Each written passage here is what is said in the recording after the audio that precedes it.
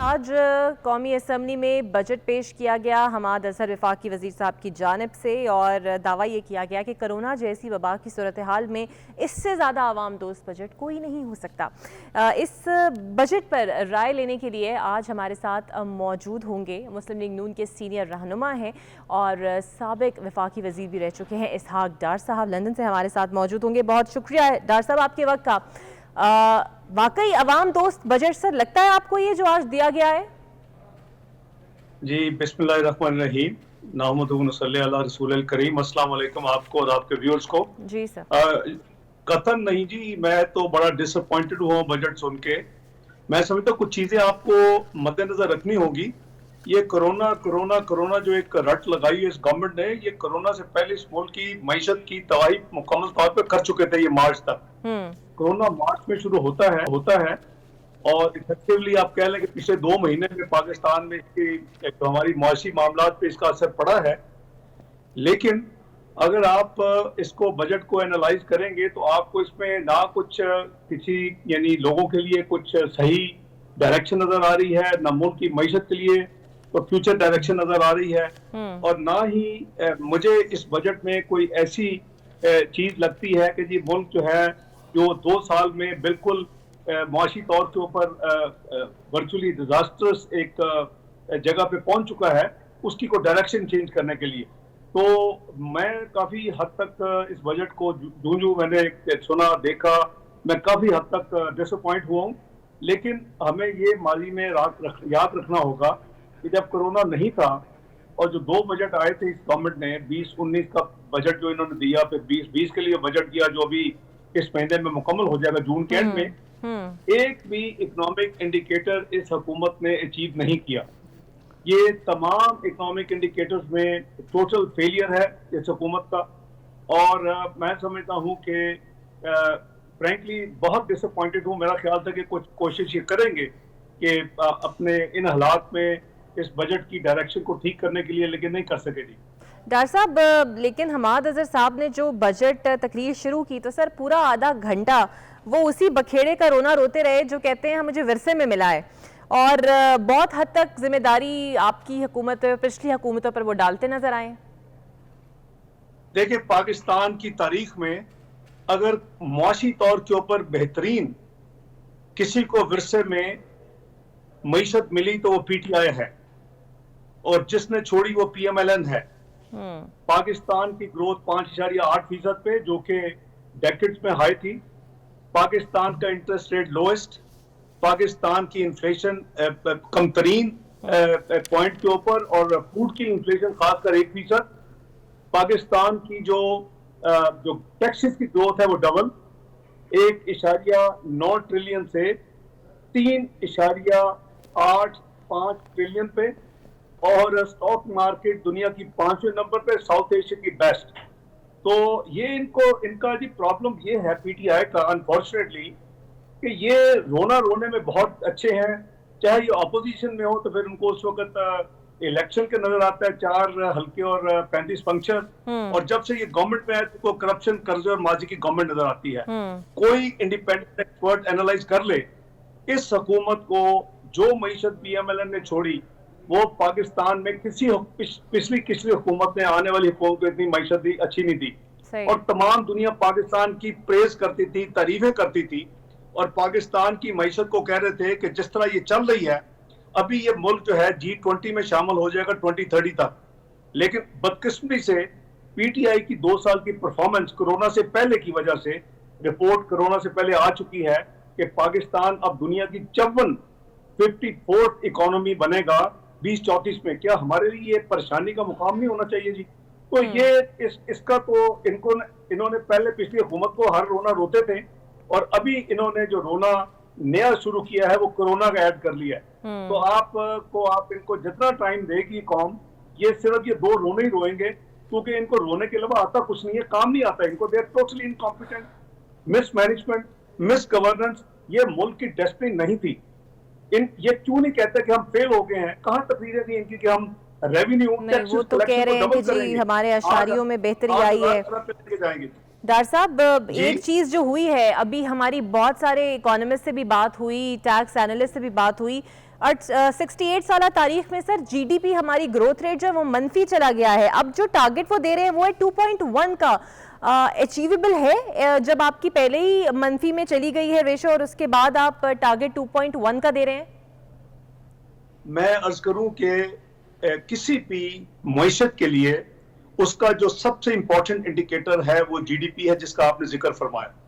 क्योंकि जीडीपी जो है वो उस मुल्क की तरक्की की एक इंडिकेटर है, और उसके साथ वहां की आवाम की खुशहाली और कौम की खुशहाली की इंडिकेटर है। फीकस आमदनी बढ़ेगी, आपकी आपकी जो है मुआशी तरक्की होगी, आपको जॉब्स क्रिएट होंगी, आपकी गुर्बत में कमी होगी। तो पाकिस्तान मुस्लिम लीग नून ने अल्हम्दुलिल्लाह इस मुल्क को धरनों के बावजूद, इनके 4 साल पाकिस्तान में बेपनाह अपोजिशन और तमाशे लगाने के बावजूद, पाकिस्तान में मुस्लिम लीग नून की हुकूमत की टांगे खींचने के बावजूद हमने 5.8% ग्रोथ दी। ये किसी भी मुल्क में ये जो ग्रोथ है मोस्ट इंपॉर्टेंट इंडिकेटर है। तो अभी आप देखें कि इन्होंने पहला साल कौम को बताया हम 3.3% हमने हमारी ग्रोथ है। या मैं इसलिए कह रहा हूं कि आप इन बजट नंबर्स को उस तरह उस निगाह से देखें, उस एंगल से देखें कि इन्होंने करीबन 11 महीने लोगों को बेवकूफ बनाया, और ये बड़ा सीरियस क्राइम है। इन्होंने कहा जी 3.3% हमारी ग्रोथ है पहले साल की, और चंद हफ्ते पहले इन्होंने ऑल ऑफ ए सडन कह दिया जी वो 3.3 नहीं है, 1.9 है। जब हम कहते थे कि मुल्क में जो मुआशी तबाही हो रही है, जो मुल्क में गुर्बत बढ़ रही है, जो मुल्क में बेरोजगारी है, तो 3.3 भी अगर हो हमारे 5.8% मुस्लिम लीग नून के आखिरी साल के मुकाबले में, तो फिर इस तरह के हालात भी होने चाहिए। जाहिर है कि हमारे पास पाकिस्तान ब्यूरो स्टडीज तो नहीं है, तो इस गवर्नमेंट ने यानी 10 महीने जाया करने के बाद खामोशी से कह दिया कि नहीं जी वो 3.3 नहीं 1.9 है। This is very serious problem for any country, कि वो तो फ्रैक्शन ऑफ 1% होती है चेंज। 0.2 हो गई, 0.1 चेंज हो गई रिव्यू में, ऑल ऑफ ए सडन आप 3.3 से 1.9 पे चले जाते। फिर नंबर 2, अभी भी ये जो इस वक्त करंट ईयर है जो 30 जून को खत्म होगा, फिस्कल ईयर 2020, इसमें इन्होंने अब खुद कह दिया है, इनकी ओरिजिनल थी कि हम 4% ग्रोथ करेंगे इस साल। मैं आपको रिमाइंड कर रहा हूं आपके व्यूअर्स को और आपको, ये अब खुद कह रहे हैं कि 4% प्लस ग्रोथ तो नहीं, बल्कि 0.4%, टू बी प्रिसाइज 0.38%, ये नेगेटिव ग्रोथ होगी। अच्छा। और इस वक्त मैं आपको मेरी जाती राय में, जितना मैं थोड़ा सा तजर्बा है इस मुल्क को 4 दफा सर्व करने का, ये कम से कम जो नंबर सही आएगा फाइनल, तो ये 0.38% नेगेटिव ग्रोथ नहीं है इस साल। जितनी तबाही नजर आ रही है, ये कम से कम 1 से 1.5% ये मंफी ग्रोथ होगी। अच्छा। और वर्ल्ड बैंक की रिपोर्ट के मुताबिक ये जो जून में 20-30 जून, ये अभी जो खत्म होने वाला है ये साल, जिसकी ये कहते हैं 0.38, मैं कह रहा हूं 1 से 1.5% मंफी, वर्ल्ड बैंक कह रहा है 2.1% मंफी। तो आपने बात की कि अपना हुकूमत कह रही है कि 2.1% हमारी अगले साल की हमने ग्रोथ टारगेट रखा है, टोटली अनरियलिस्टिक है। उसके लिए कोई इस बजट में जो एक्शंस होने चाहिए मुझे नजर नहीं आ रहे।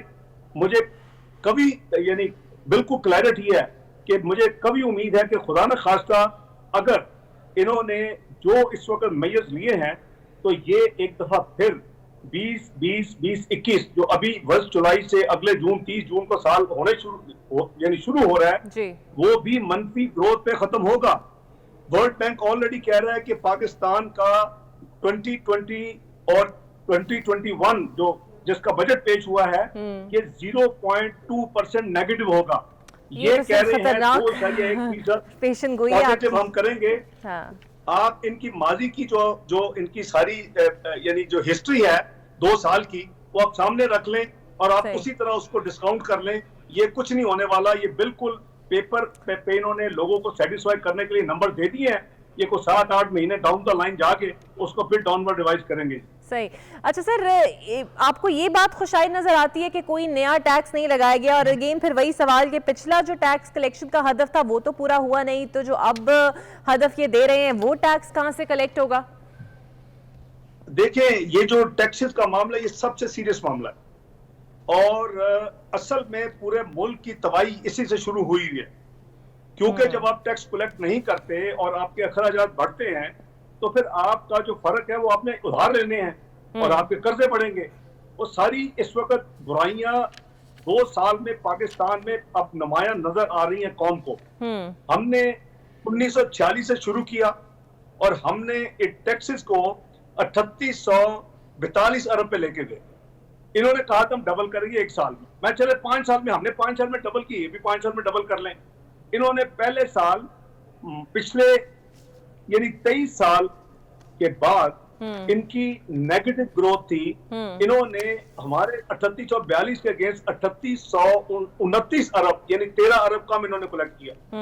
अभी जो करंट साल जा रहा है इसका इन्होंने हदफ रखा था 5555 अरब और इस वक्त की जो एक फेयर एस्टीमेट है कि ये पिछले साल के करीब ये टैक्स कलेक्शन होगी 3800 से 3900 के दरमियान।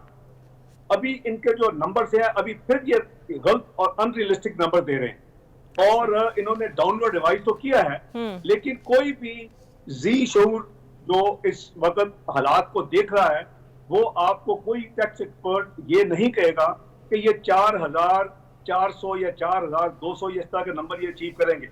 अब टैक्सेस तो रहे फ्लैट और उसमें कोई ग्रोथ नहीं 2 साल में। जो अखराजात हैं वो हमने छोड़े पाकिस्तान के डिफेंस, डेट सर्विसिंग, मुल्क को चलाने के अखराजात। हमारे अखराजात है 4704 अरब। अच्छा, इन्होंने उन अखराजात को बढ़ा के पहले साल में 5599 5599 पे ले गए और इस साल जो खत्म हो रहा है ये एस्टीमेट है कि 7000 अरब पे ये टैक्सेस इनकी जो करंट एक्सपेंडिचर खत्म होगा।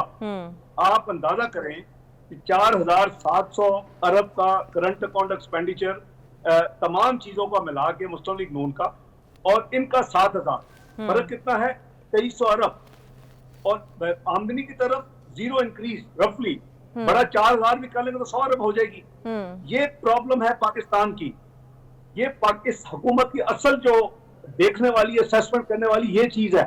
अखराजात पे जो ये कहते थे हम बिल्कुल इसको कम कर देंगे, इसको ये कर देंगे, लंबी लिस्ट में आपको गिनाता नहीं, टाइम कंस्ट्रेंट है सबका, लेकिन अखराजात में इन्होंने कमी नहीं कर सके और ये हमारे 4700 अरब के अखराजात को ये उठा के ले गए हैं 7000 अरब पे और उधर से आमदनी जो है वो करीबन उतनी है जितनी हमने छोड़ी थी। तो ये जो कह रहे हैं सर नया टैक्स हमने नहीं लगाया नया टैक्स, तो इसका कोई बराह रास्त फायदा होगा आवाम को? देखिए टैक्स नया लगाने के बाद नहीं है, बात है परफॉर्मेंस की। इन्होंने जितने टैक्स पिछले साल में लगाए हैं वो काफी नहीं है। इन्होंने 740 अरब के नए टैक्सेस लगाए आने के बाद और उसके बावजूद 740 अरब के टैक्सेस 1 साल में लगाने के बावजूद ये अपनी जो है इनकम को हमारे यानी आखिरी साल के साथ मैच भी नहीं कर सके। ये है परफॉर्मेंस। और हमने किसी टैक्स ईयर में 5 साल मुस्लिम लीग नून की हुकूमत में मियां नवाज शरीफ साहब की जो प्राइम मिनिस्टरशिप में खसूसन हमने कभी 200 सवा 200 अरब से ज्यादा टैक्सेस नहीं लगाए। हमने रिफॉर्म्स किए, हमने जो गलत अपना थी कंसेशन SROs उनको एलिमिनेट किया, हमने परफॉर्मेंस बेहतर की, हमने अपना टैक्स नेट बढ़ाया। तो हमने उन तमाम मेयर्स के साथ पाकिस्तान का रेवेन्यू अल्हम्दुलिल्लाह डबल किया 5 साल में। और इन्होंने 2 साल में one of the highest tax लगाने के बावजूद, और देखें टैक्स की जो होता है नहीं इंक्रीज, वो 3 फैक्टर्स पे होता है। बहुत कम शायद लोगों को ये अंदाजा होगा। एक, नए टैक्सेस आपके टैक्स कलेक्शन में इजाफा करते हैं। एक, आपकी मुल्क में इन्फ्लेशन जो होती है वो ऑटोमेटिकली उतना टैक्स ज्यादा देती है आपको। और तीसरी, आपकी GDP ग्रोथ। ये यानी जो एक्सपर्ट्स हैं, वर्ल्ड बैंक, IMF, दुनिया के एक्सपर्ट जो है टेक्निकल या इकोनॉमिक, दे अंडरस्टैंड, जो टैक्स एक्सपर्ट्स हैं। अब इन्होंने इन्फ्लेशन ले गई ये दुनिया यानी डबल डिजिट में, और ये 7 GDP ग्रोथ जो है उसको लेकर 3% पे 743 रुपए टैक्स लगा दिए। और नेट रिजल्ट क्या है? जो टैक्स कलेक्शन है पहले साल की वो लेस देन PMLN के 13 अरब कम, विच 23 साल में कभी नहीं हुआ। और जैसे इन्होंने 68 साल के बाद GDP ग्रोथ पाकिस्तान की 1952 में नेगेटिव हुई थी, उसके बाद इन्होंने पहली दफा जीडीपी ग्रोथ जो है मान लिया कि नेगेटिव है। अभी तक तो यानी 4% प्लस बात करते करते अभी ये 0.38% नेगेटिव पे आ गई। सही, और अब तो मरीन कह रहे हैं इससे ज्यादा नीचे जो आपका इसहाक डार साहब हमारे साथ मौजूद हैं, उनसे मजीद इसी बजट के हवाले से बात करेंगे एक ब्रेक के बाद।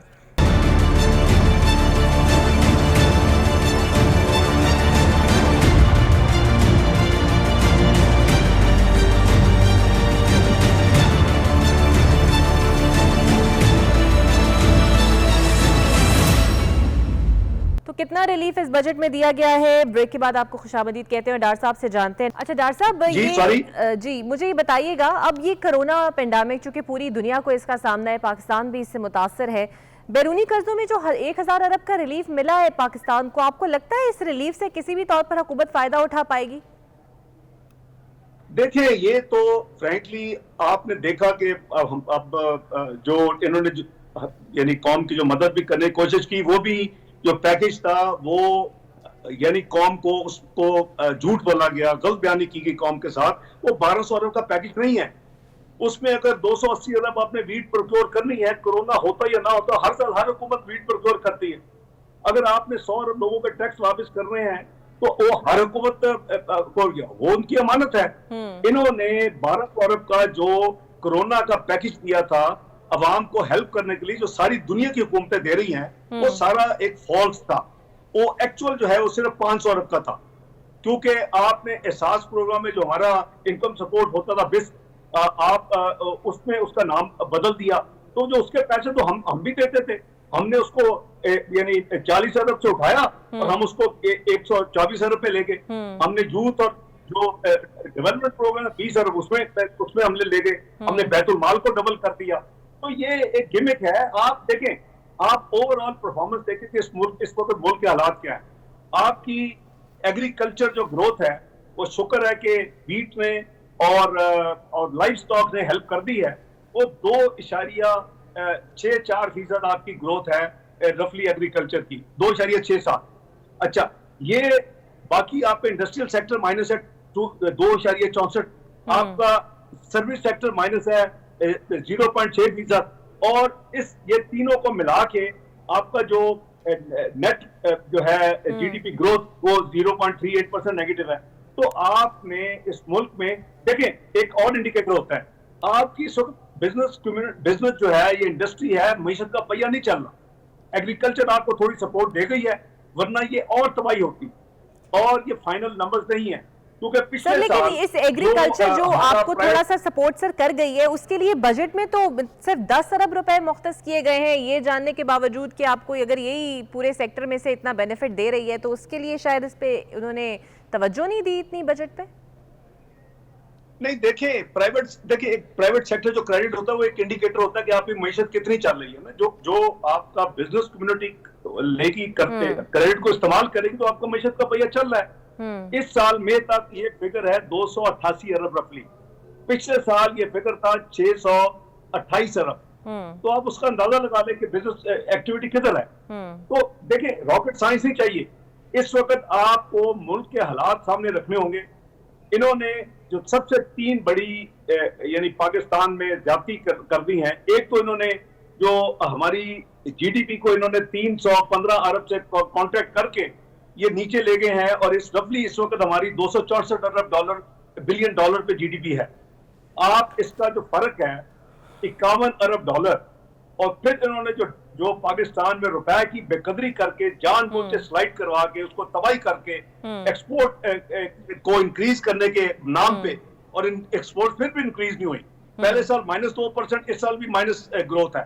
और इन्होंने करीबन 30 अरब डॉलर कर्जे बढ़ा लिए 30 रुपए लिए बगैर, और इसी तरह स्टॉक मार्केट के करीबन 30 अरब डॉलर का इन्होंने नुकसान अब तक कर दिया है। आप इनको जरा गिने, 51 अरब और 30 अरब और 30 अरब, स्टॉक मार्केट का करीब 20 से 30 है।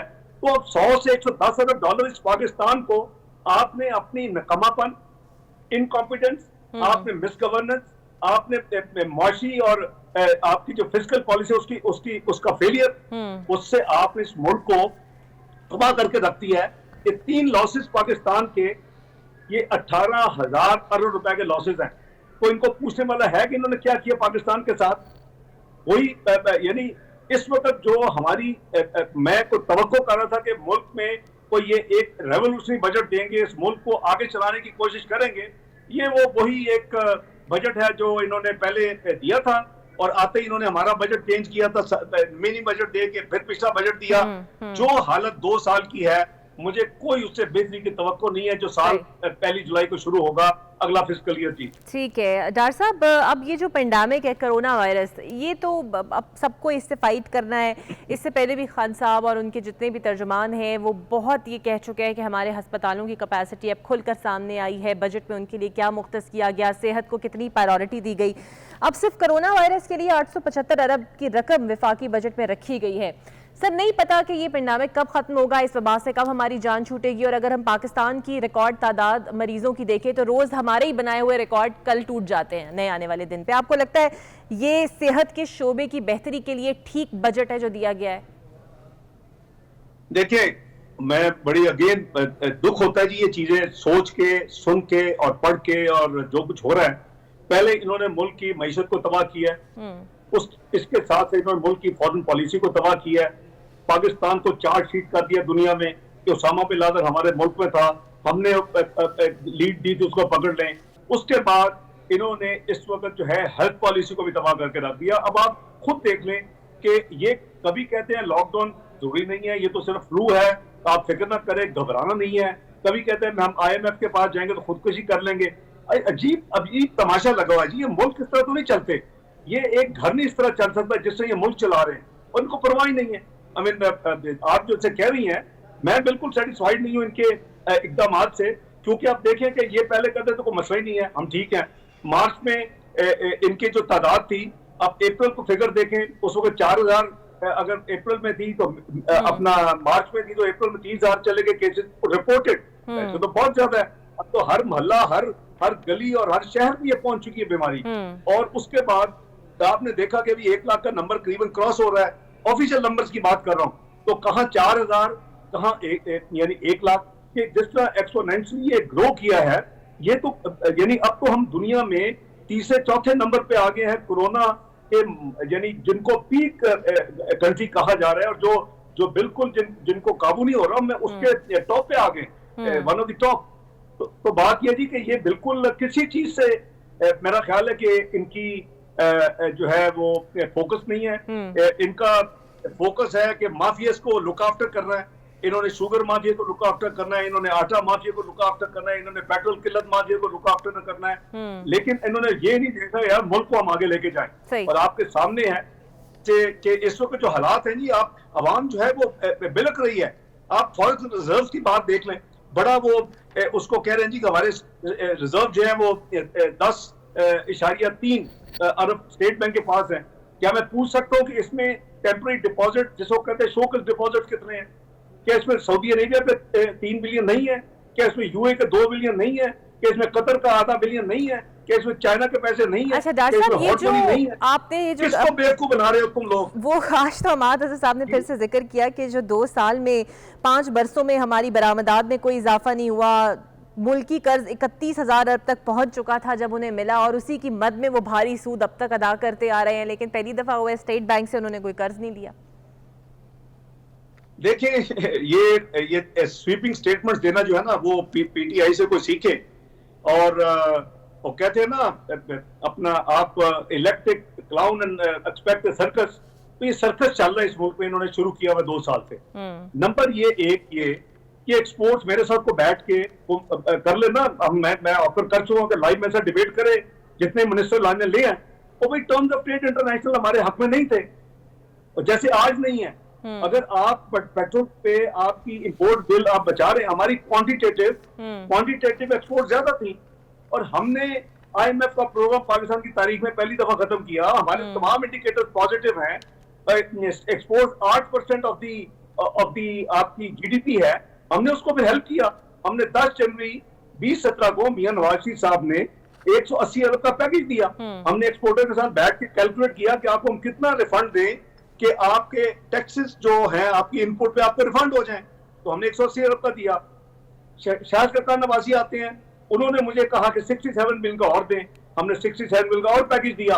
247 बिलियन की कॉस्ट के साथ हमने अपना आखिरी साल जो था 2017-18 हमारी एक्सपोर्ट 12.7% बढ़ी। हमें पूरी मुल्क की इकोनॉमी को हमने बड़ा कर नहीं किया जैसे इन्होंने किया। ये 5,000 अरब अपना कर्जे बढ़ा चुके हैं डिवैल्यूएशन करके। एक्सपोर्ट उसका फिर मुझे बताएं कितनी एक्सपोर्ट बढ़ी है। पहला साल -2%, इस साल भी -2। अब इनको वो बात याद आती है कि जी हम क्वांटिटीज हमारी ठीक है, तो भाई हमारी दफा क्वांटिटीज ठीक नहीं थी, हमारी भी क्वांटिटी ज्यादा थी, क्वांटिटी यूनिट प्राइसेस कम थे। तो ये जो कहना है कि कर्जे की भी मैं आपको अर्ज कर दूं, कर्जे जो है इनको जो एक तो नंबर जितना झूठ बोलते हैं, इनके लीडर से लेके हर बंदा इनका झूठ बोलता है। ये एक तो इन्होंने जो नंबर दिया है, जो कर्जे थे पब्लिक डेट से, प्योर पब्लिक डेट कहते हैं, जो कौम के खजाने से जाता है आता है उसी में, स्टेट बैंक में जाता भी उसी से है, वो 24,900 अरब थे और 19 अरब हमने स्टेट बैंक में कैश छोड़ा था। वर्चुअली 23,000 अरब थे, चले 24,000 अरब ले लेते हैं। उस नंबर को ये 35,000 अरब पे ले जा चुके हैं। अब चूंकि इनको शौक था कि हम हायर नंबर दें, हम पीएमएलएन को बदनाम करें, ये कहते जी हमने 30,000 अरब लिया, चल 30,000 की बात कर लेते हैं। अगर 30,000 अरब आपने 29,800 है टू बी प्रिसाइज, ये जब भी आते हैं 1,000 बिलियन, तो इनके लिए बात ही नहीं है ना। ये ऐसे करते हैं जैसे कोई पेपर में कागज ऐड कर देते हैं विदाउट रियलाइजिंग ये बात क्या कर रहे हैं। तो वो आज 43,000 अरब पे पहुंच चुका है। क्या उसका जवाब देगा हमाद अजहर? ये कहना कि जी हम कर्जे पुराने नए ले रहे हैं पुराने देने के लिए, एक्सक्यूज मी, ये कौन सी मैथमेटिक्स है? अगर आप पुराना कर्जा लेंगे और आप नया कर्जा लेंगे, पुराना पे करेंगे, तो कर्जों में का हुजूम तो नहीं बढ़ेगा। आपने कर्जे और अदायगियां जो 30,000 थी उसको 43,000 अरब पे आप ले जा चुके हैं। आप कहते थे, इनका लीडर कहता था मैं 10,000 अरब से पाकिस्तान के कर्जे कम करूंगा, मैं यानी 30,000 को 20,000 करूंगा, मैं 24,000 कर्जे जो है उसको 14,000 पे लाऊंगा। आज ये इंटरनेशनल अदारों को लिख के दे चुके हैं। पहले ये कहते थे हम 43,000 अरब पे छोड़ के जाएंगे 5 साल के बाद, अल्लाह न करे ये 5 साल पूरे करें। और अब इन्होंने नहीं उनको दी है अपनी वर्किंग प्रोजेक्शन। ये अब कह रहे हैं वो जो 24,000 का कर्जा था वो 47,000 अरब पे छोड़ेंगे, और जो 30,000 का था वो शायद ये 55,000 पे छोड़ेंगे। तो ये मुझे ना बताए कोई भी इनका मिनिस्टर, हमें नंबर्स पता हैं और दुनिया को भी पता है, सारी दुनिया के पास ये डॉक्यूमेंटेड है, स्टेट बैंक में भी है, अपना पीबीएस में भी है। तो ये इस तरह आके अवाम को ये झूठी बातें करना बंद कर दें। ये कौम से माफी मांगे, इन्होंने इस मुल्क को उस बहाने पे लाके खड़ा कर दिया है जिस बहाने पे कभी किसी ने खड़ा नहीं किया। अच्छा डॉक्टर साहब, एक तो महंगाई सर बहुत है, आप इससे भी एग्री करेंगे, लेकिन अब डॉक्टर साहब हमारे साथ मौजूद हैं, उनसे मजीद इसी बजट के हवाले से बात करेंगे एक ब्रेक के बाद।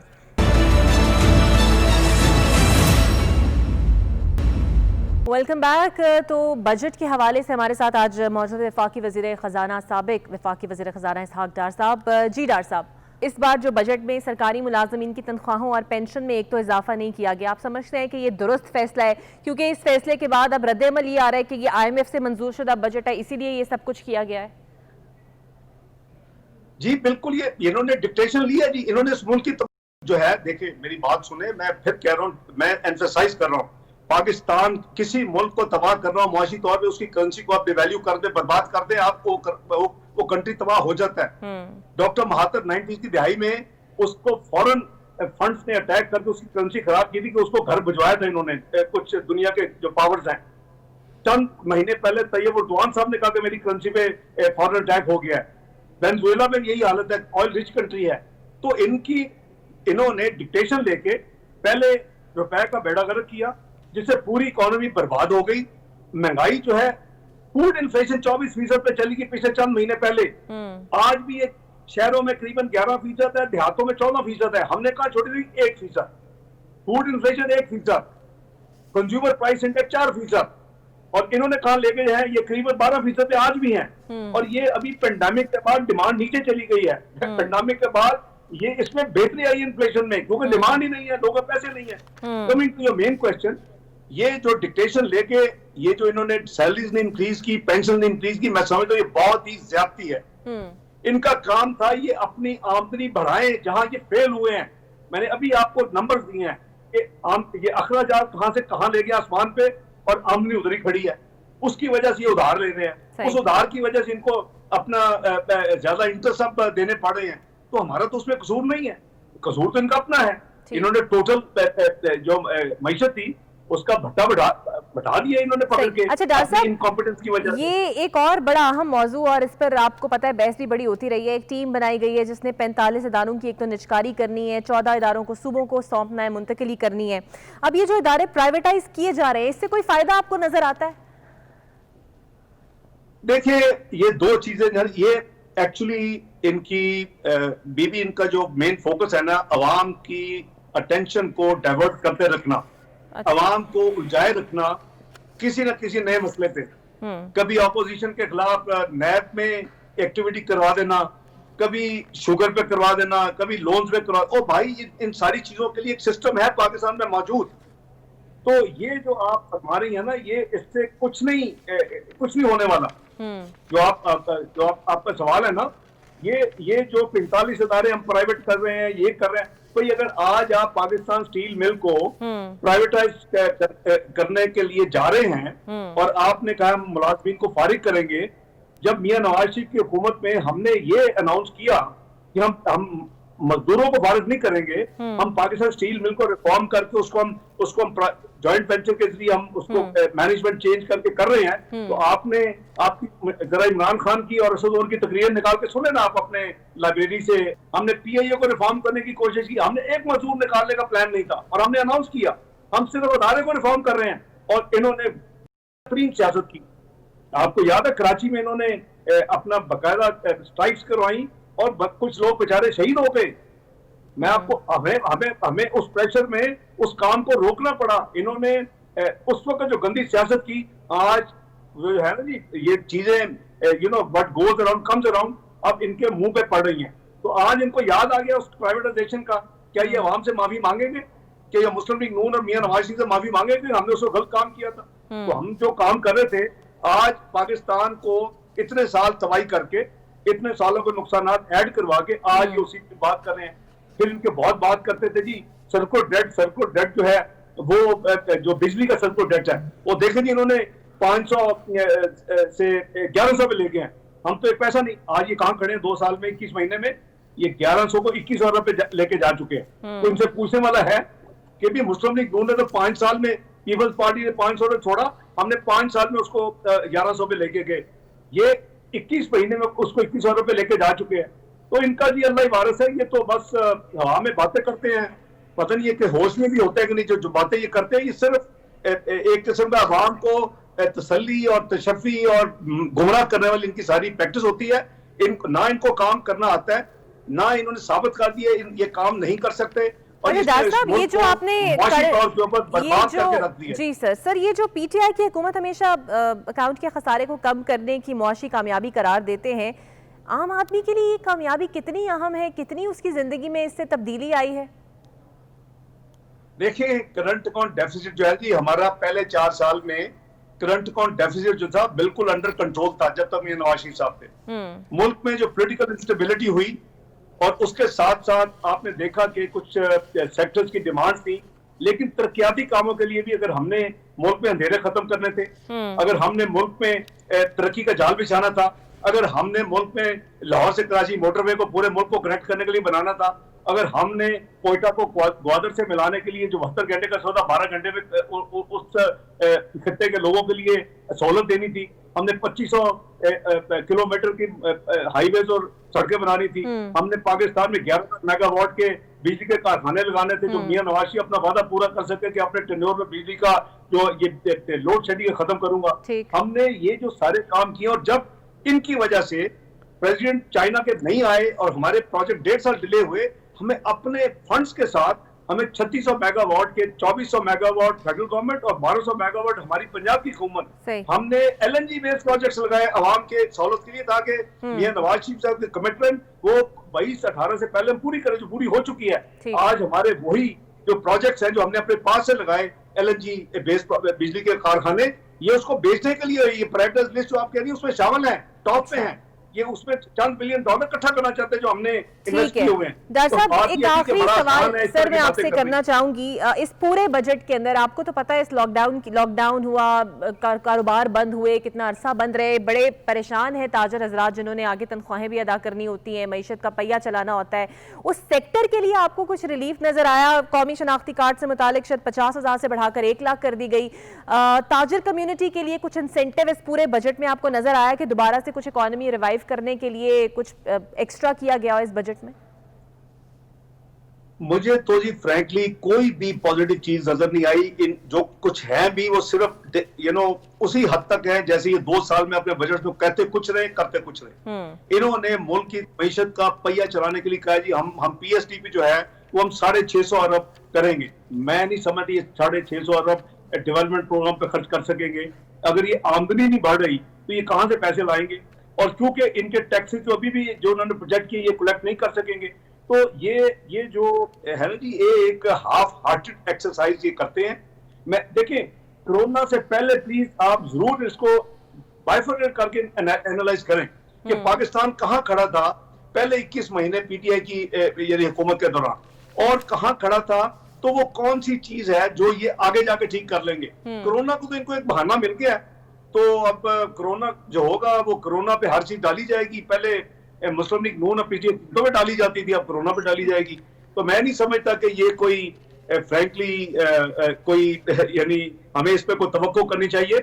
बिल्कुल डिसअपॉइंटमेंट है कि इन्होंने मईशत का पहिया चलाने के लिए मुझे कोई इकदाम नजर नहीं आए। ये बिल्कुल एक सर वैसे आज दोनों पर ही जिम्मेदारी डाली गई, नून लीग, पीपल्स पार्टी और कोरोना पे बिल्कुल बराबरी की सतह पर जिम्मेदारी डाली गई जितना भी अब तक नुकसान हुआ है। बहुत शुक्रिया इसहाक डार साहब लंदन से हमारे साथ मौजूद थे। उम्मीद यही करते हैं कि आवाम के लिए जो आने वाले दिन हैं एक तो वो कोरोना से खात्मे के दिन साबित हों और इकॉनमी के लिए भी अच्छे हों। अल्लाह हाफिज़।